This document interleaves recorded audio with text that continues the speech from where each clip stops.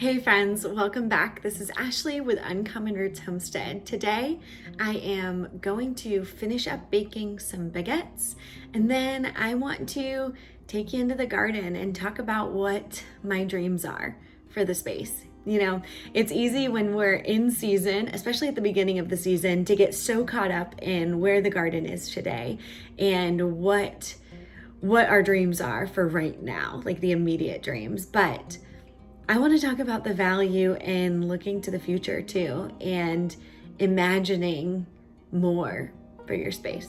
So let's get these baguettes cooking.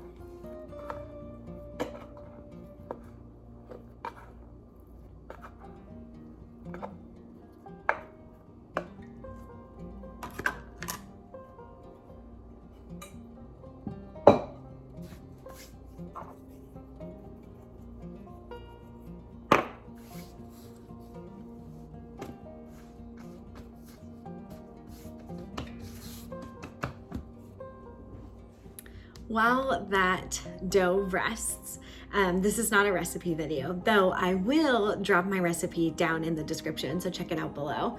But baguettes are something that are so romantic to me.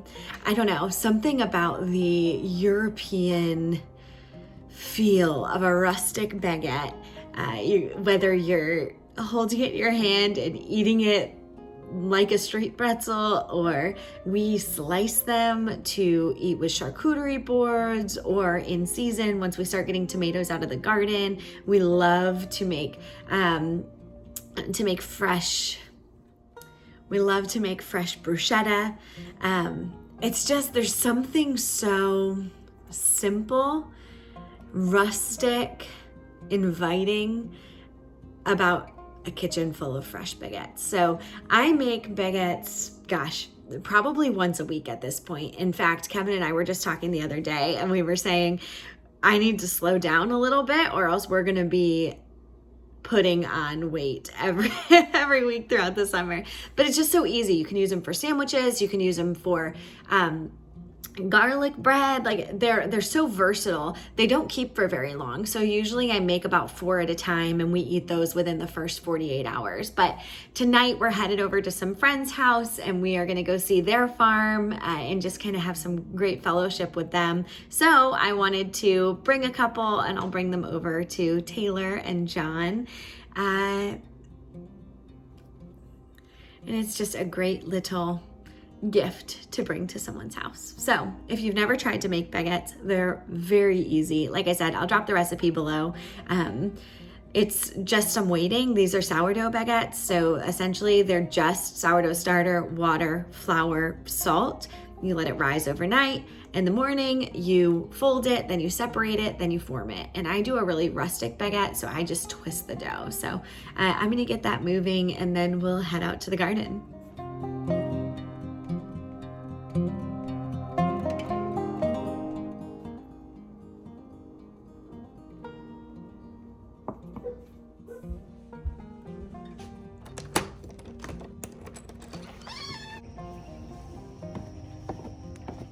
Look at this overgrown mess, but how beautiful are these?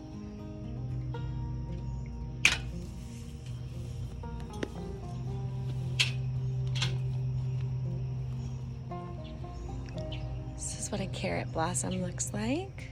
And look at this dino kale, just going strong.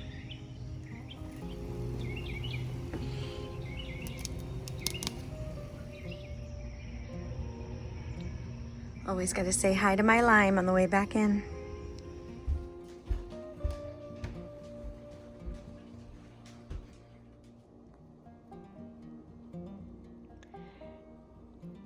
This rosemary is so fragrant, and it is delicious when laid on top of these fresh baguettes. And I'll do a little bit of coarse sea salt. They're gonna be absolutely perfect.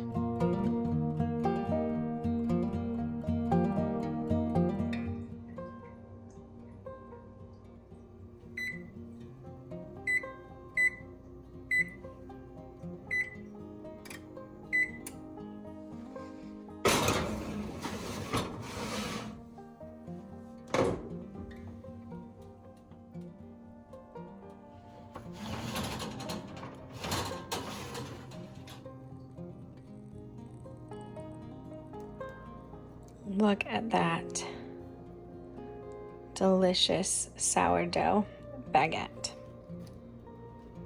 I ripped a piece off.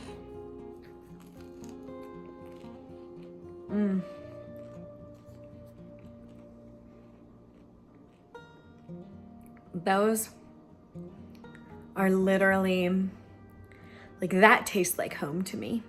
I don't know if that makes sense, but it tastes like there's something so comforting about fresh bread. Anyways, let's head to the garden. Hey friends, I made it over to the garden. And you know, I wanted to talk a little bit today about vision and how we dream when we're in the thick of it, right? Like, is this even a time to dream when there is so much to do? Some being neglected, some being done well. Is now the time that we dream about what's next? And I do want to talk about that because I think the answer is yes. It's always the time to dream about what's next. There's so much value in having a vision for what the future holds, whether it's with your garden or your life, anything, your relationships. There's so much value in looking ahead, even when you're in the thick of the work or the thick of the harvest. There's value in saying, okay, where do I want to go next? And I want to encourage you, because as I stand here in the middle of my garden that is just, it's taking off, right? Like, look at this garden. It's exploding. And this is the beginning of so much here in this space. But I'm already thinking, what's next? What do I want to improve? What do I want to do better? Where do I see this garden expanding into? And having those kind of conversations with yourself, they change the way you see your now. They make your now even more valuable, because every single thing that you're doing right now, it's creating and building towards that legacy that you are looking forward to. So I want to encourage you to do that. Whatever your space looks like today, what would it be to you to think about next year? What does it offer you? What's different? What value do you see there? And I want to know. Let me know in the comments below. What's a dream that you have for your garden, for your homestead, for your, walk into sustainability, for your career, for your relationships? What next thing are you looking towards and building towards? Because what I found is that once you start making those decisions and once you start kind of seeing that greater vision, it impacts the way you treat your now. It impacts the decisions you make. It impacts, in the context of a garden, it impacts where you plant your perennials and how you deal with weeds. It impacts everything. So are you having that greater vision? Are you looking ahead and really thinking about what's next for me? So I hope that encourages you, because I'm doing it. And right now I'm thinking, what's next for this garden, the potager garden? Next season we'll live here, and I cannot I cannot tell you how excited I am for that. That is going to be an absolute game changer in terms of this garden.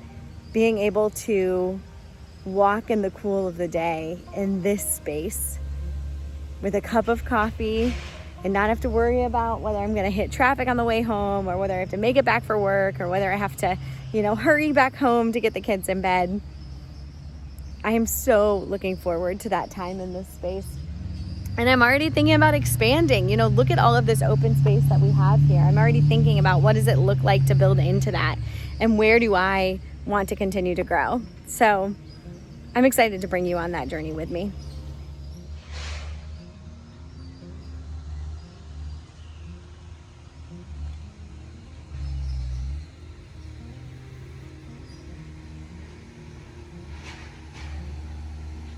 All right, also unrelated, I have a bit of an update on this bed, the tomato bed that is not looking so great. So we went ahead and contacted our local extension office and we got routed to a specialist in the field, and they confirmed that this is classic herbicide damage.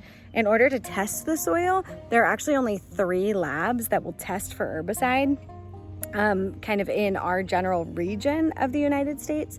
And it starts at $150. So for us, it's probably not worth it to send off for that if, everyone is saying this looks like classic herbicide damage. Now, what she did say is that she's not sure that it is soil-borne instead of airborne because of the health of the lower leaves. So what we're gonna do is we're gonna fertilize and just see kind of how these take off. I'm gonna do some more research on the impact of, potentially contaminated soil and the fruit that we get out of it.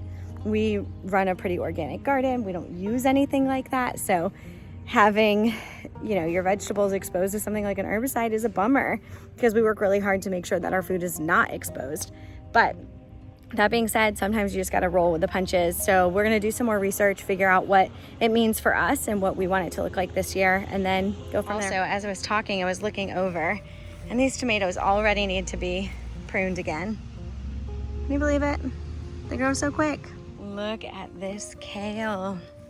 So I'm gonna cut this as baby kale. This is one of our favorite ways to eat kale in the summer, is we plant it really thickly and then you just kind of give it a haircut and it comes back for months. Usually I can get 7 to 10 harvests.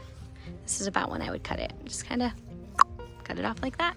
The weeds are out of control. Here's one of our giant pumpkins popping up. So something fun about those giant pumpkin seeds, they actually came from my grandma. She lives in an assisted living home up in New York, and every year their home grows these giant pumpkins. I'm talking like 2,000-pound pumpkins. And they enter into a couple state fairs and competitions and stuff. And last year she grabbed me a couple of the seeds. And so that is one of those giant pumpkin seeds. So I'm really interested to see what happens. I mean, that's the only thing they grow, so I'm not really worried about cross-pollination. I don't know what I'll do with a 1,000-pound pumpkin. Guess we'll see.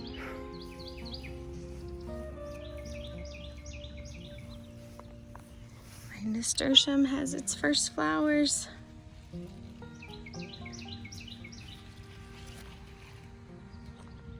Anyways, it's about time for me to head back and get over to dinner and go grab that bread I made this morning. Thank you all for joining me today for some baguettes and garden dreams. You always have a place in my garden.